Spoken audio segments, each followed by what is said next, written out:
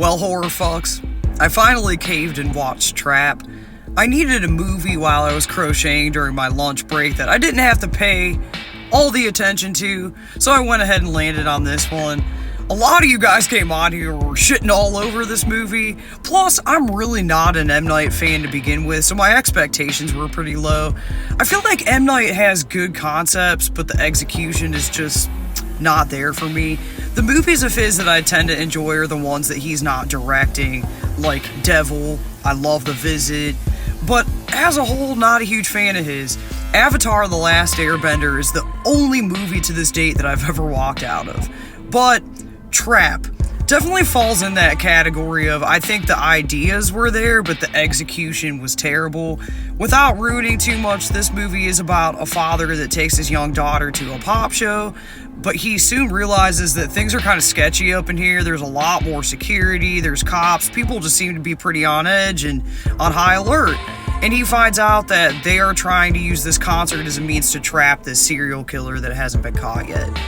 You find out fairly soon into the movie who the killer is, but I don't want to go into detail about all that because that is a spoiler. So, Josh Hartnett, he's done some cool shit in the past, but let me just say, I wasn't buying his ass at all. I don't know, his performance was just so weak, man. He had a shitty ass haircut, and yeah, I know he was a dad, but like, he just wasn't doing it for me. I was laughing the whole time. I know a lot of people were bitching about how M. Night Shyamalan's daughter, this was just a means for her to show her music skills.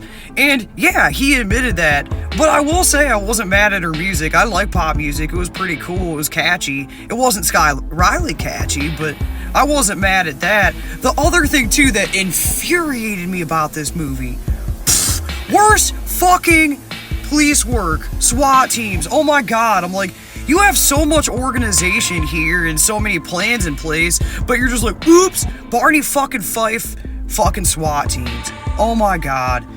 This movie, it wasn't as bad as I was expecting it to be, but it was still not very good.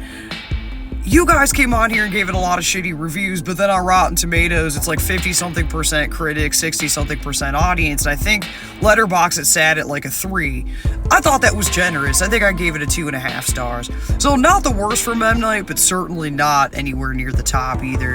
If you're curious about this one is on Netflix and Max. Let me know what you guys think of this one in the comments. Everyone have a good day. Peace.